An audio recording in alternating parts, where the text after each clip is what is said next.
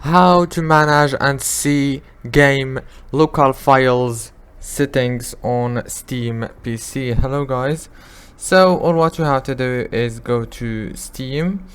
This is the home page, as you can see.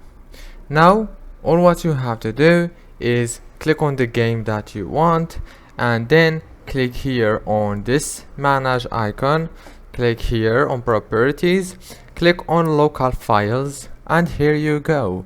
Right here you will find the local files, easy and fast. If this video was helpful, please don't forget to like, subscribe, and thank you so much for watching this video until the very end.